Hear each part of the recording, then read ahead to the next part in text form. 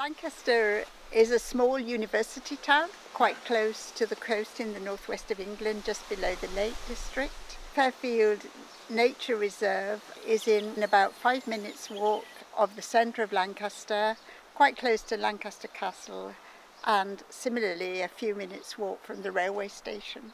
The association started in 1996 and kind of grown in a fairly serendipitous way. It's a community association. It provides a small nature reserve, which is open to everybody. I'm Mick Short and this is my wife Hilary. We're both founding trustees of the Fairfield Association. I spend quite a lot of my time doing things in the nature reserve these days. And I'm the chair of the association and the person who gets most of the grant money. Instead of just protesting, we realised that we had to think of ways to get together, to raise money, and that was very hard at the beginning. And it did bring people together because we made money by having events. So we had a fun day, we went carol singing, but the community came in quite early. And following the community, we moved from a play area to an orchard in 2000, and that was kind of the beginning of what became a nature reserve. This is where the Fairfield Association started. When the Fairfield Association started, we were trying to protect the strip of land that's at the bottom of this field. We're now in the middle of the Fairfield Green play area. Around us you can see the children's play equipment. In 2012, it was the Queen's Jubilee, Diamond Jubilee, and they allowed a certain number of green spaces to be made green in perpetuity, which means that they always have to stay as a leisure or a play area. There were derelict garages with the kids playing on. It was quite dangerous, and they ended up being for sale. And a local builder bought them, and he was going to develop them into houses, which at the time we didn't really mind. Now this park had a covenant on it, and the council saw fit at the time to possibly take the covenant off and sell a bit of land to the builder, which is the one thing that sort of broke the camel's back.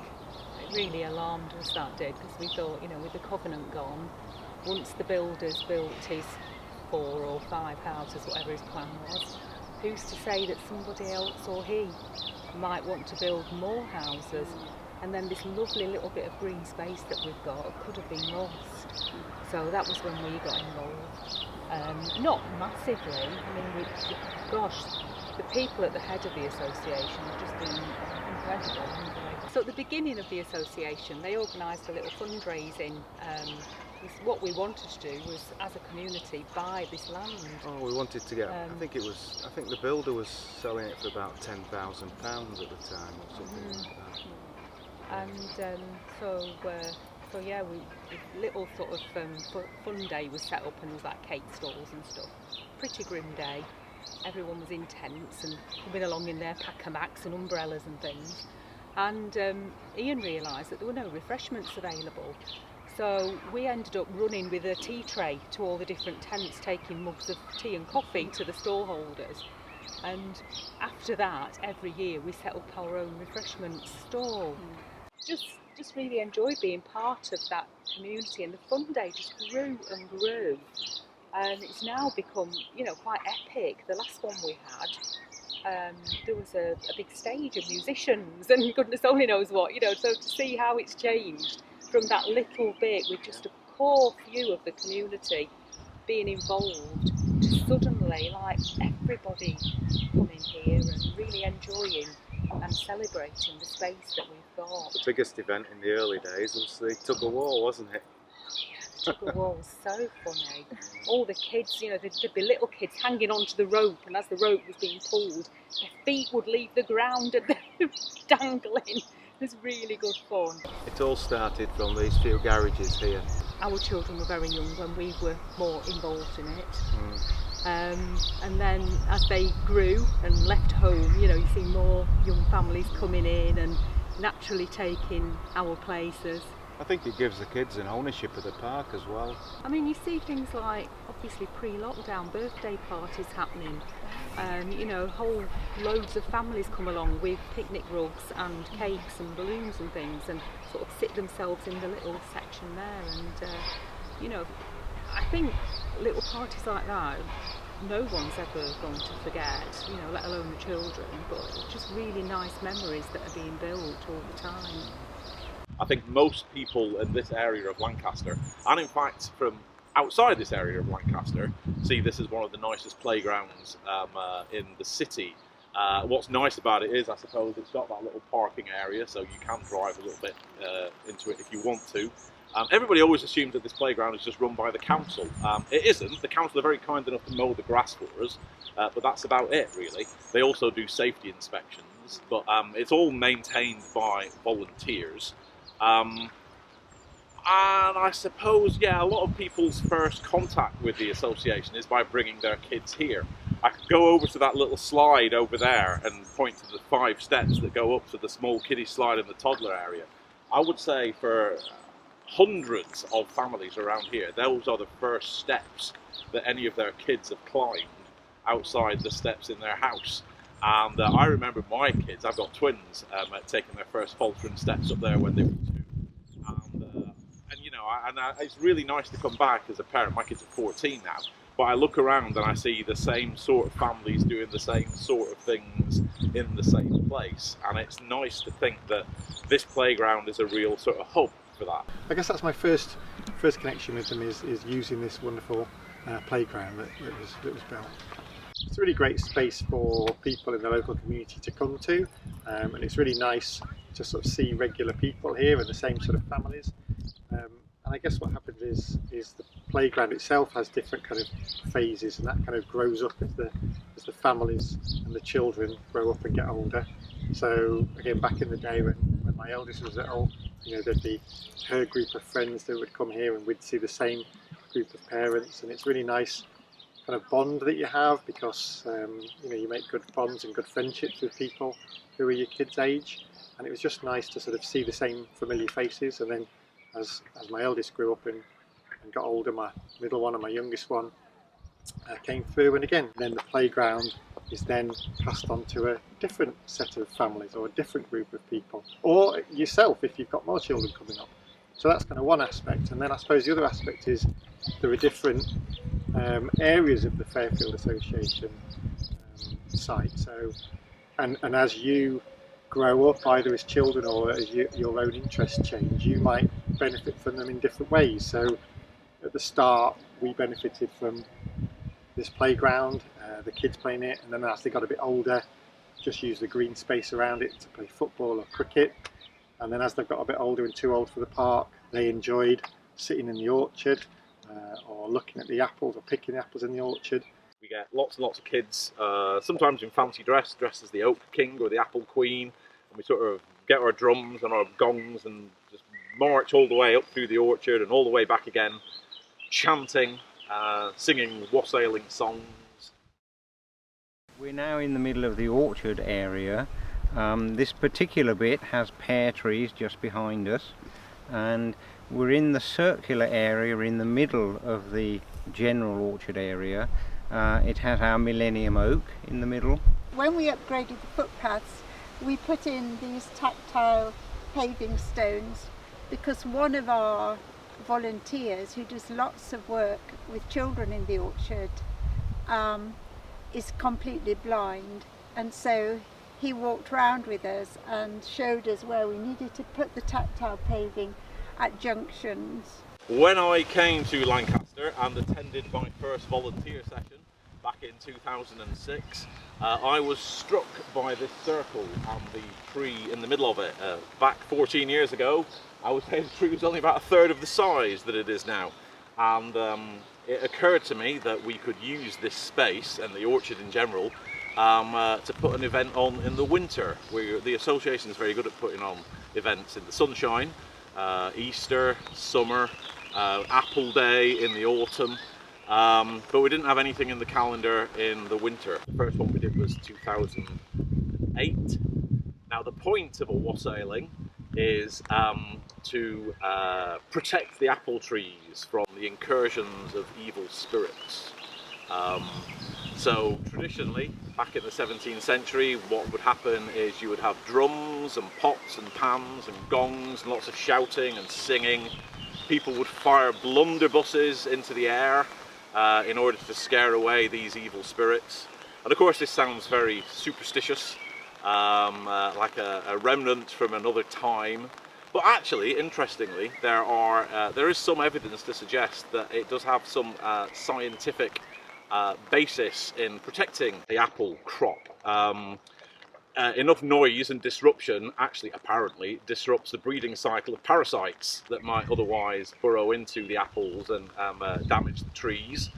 And also, as part of a wassailing ritual, you sort of dip toast in cider and tie that to the branches of the trees as well. And what that does, of course, is attract birds at a time where they could maybe eat grubs and insects which might otherwise attack the trees. So although it sounds like a bit of superstitious and religious nonsense, maybe there is some underlying sort of effectiveness to having a big, loud, disruptive ceremony in which lots of toast gets tied to tree branches at that time of year. And it's just a lovely occasion. We have a bonfire, we have a local choir who come and sing songs sort of which are kind of dated to the 18th century, and it's just a really nice vibe. Fairfield Association and of course the orchard and all of the other green areas it holds by extension did have an impact on my education. Having this green space here gave us the opportunity somewhere local to do something new and to engage children in an outdoor green space and to provide a new way of learning. It created an incentive to explore around and look around, and probably factored in curiosity, the curiosity that children have a lot more than a standard classroom environment would have done. It provides a clear space to think and to put things into context, I'll say that. So it's good, yeah, it's good for my well-being personally and no doubt for other people's as well.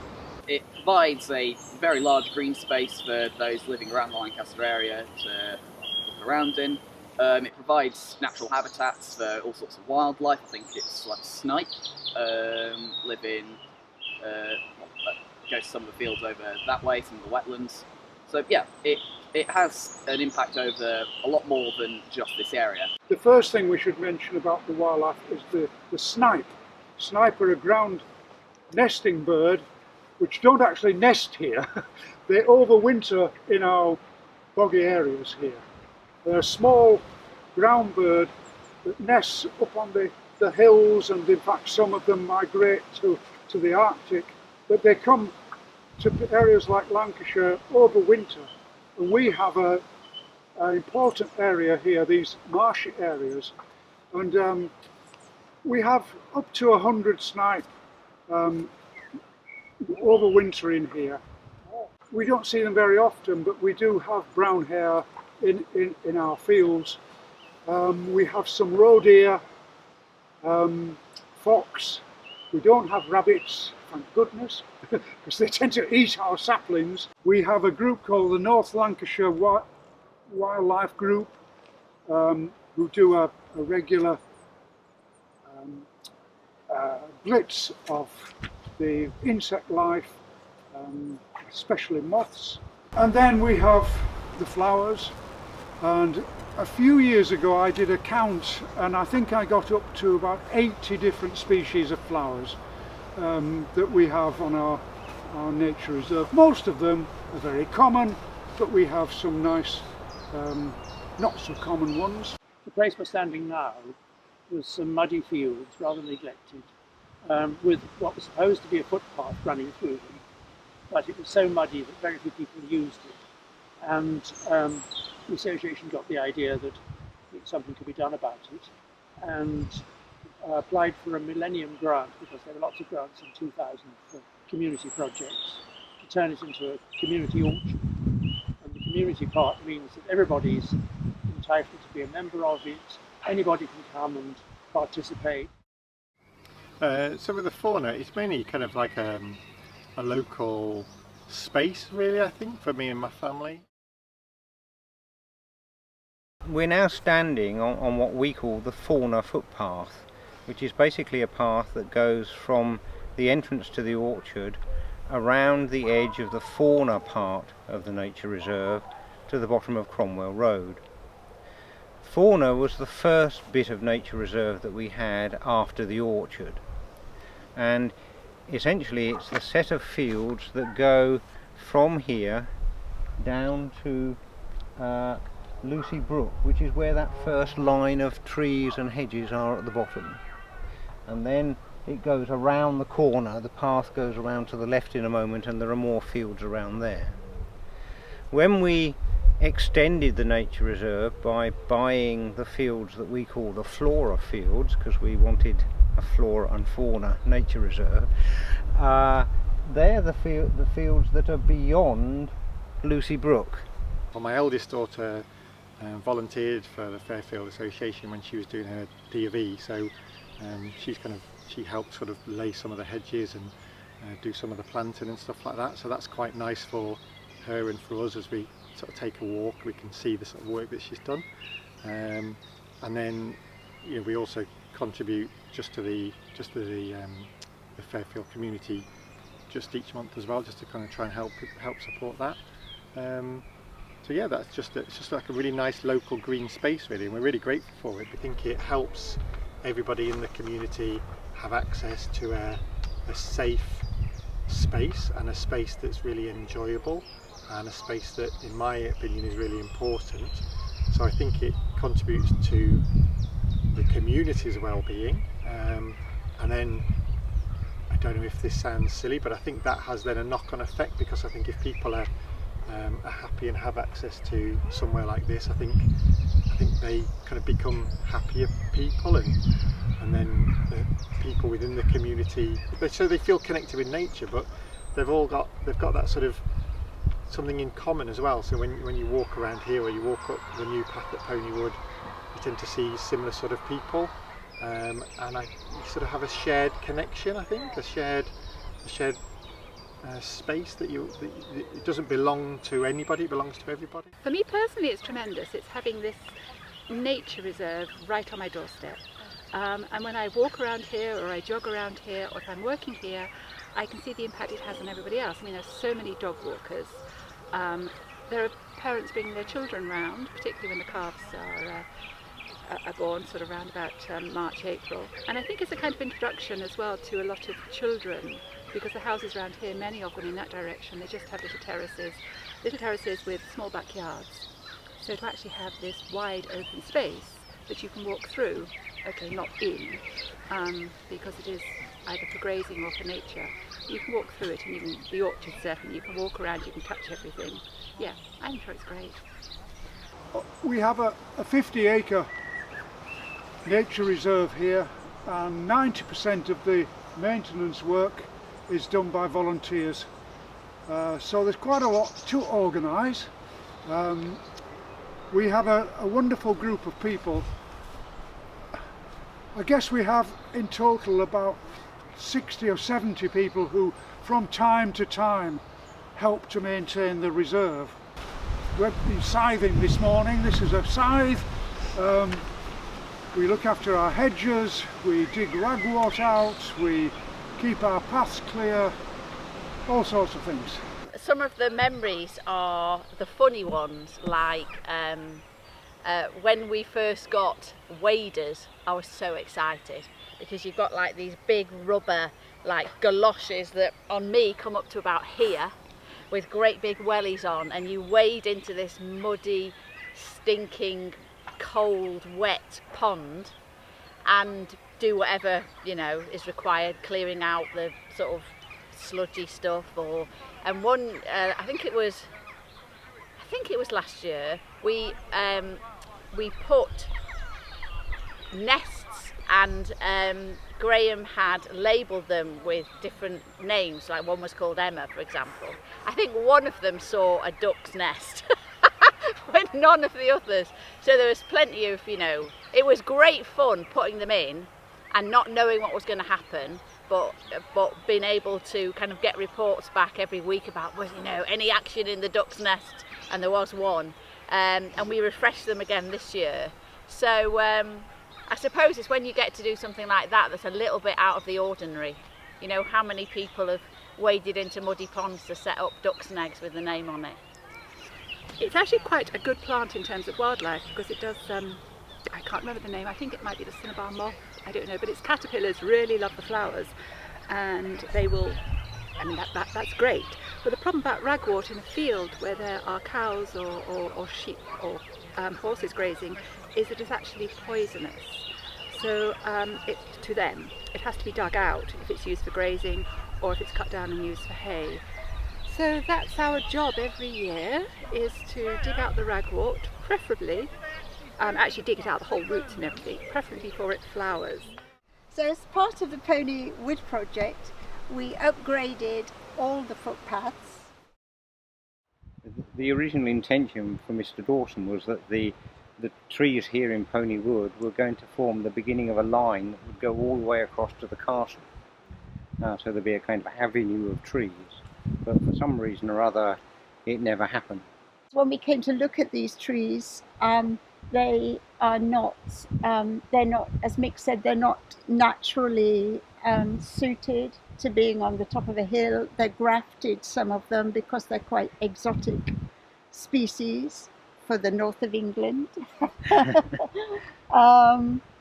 There are some, I mean, there are some very fine trees. There are some huge ash trees and also lots of lime trees. And we still have some beech trees. It has come up rather more beautiful than we expected because the wildflowers that were in the field there, so they were part of, the wildflowers here were part of the wildflower strip on the other side of the fence. So the path kind of came with its own wildflower strip down one side, which was a bonus.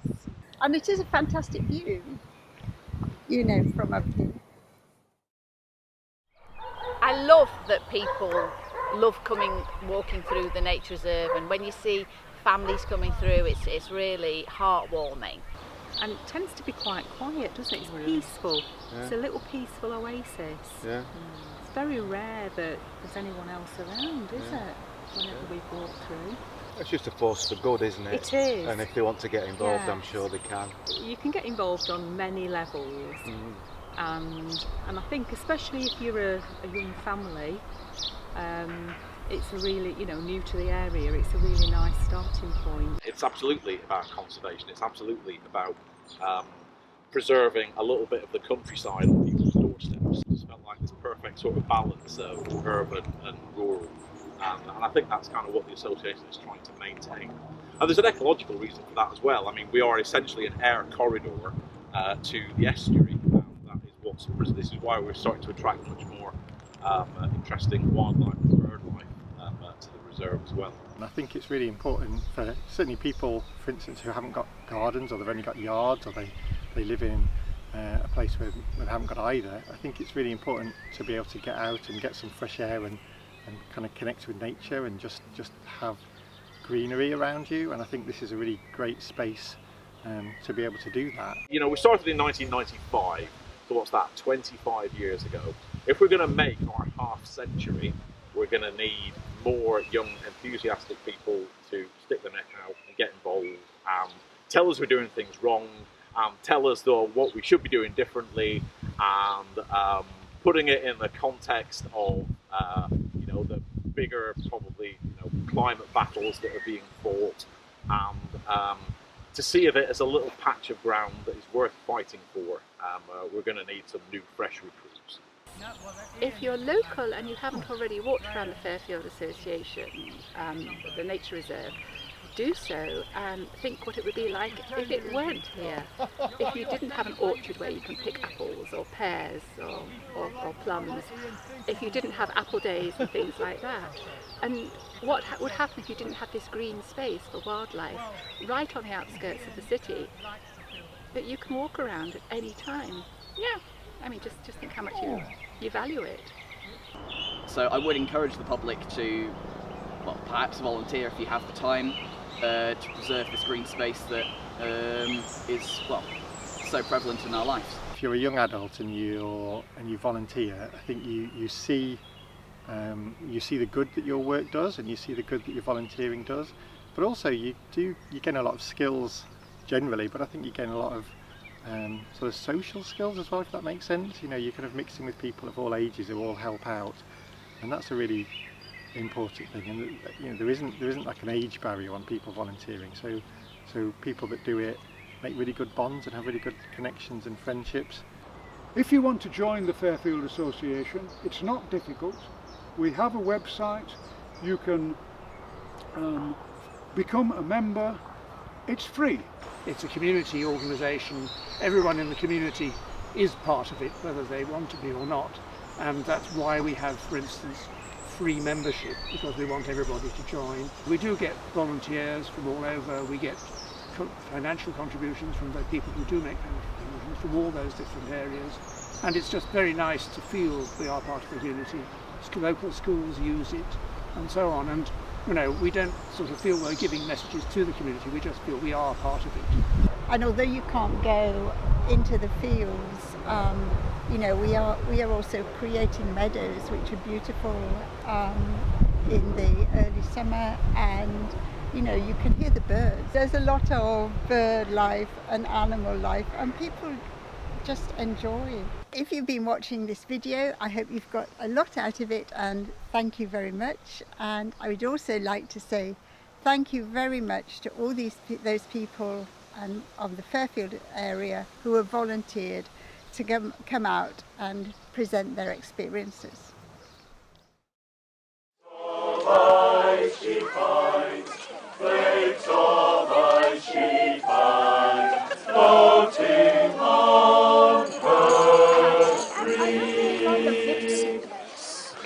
Now Christmas is come, and the song is almost done, for we soon shall have the turn of the year. So fill up your glasses and let your health go round, for we wish you all. If I was going to give one plea, it would be, please pick up your dog poo and take it home. Put it in the bin.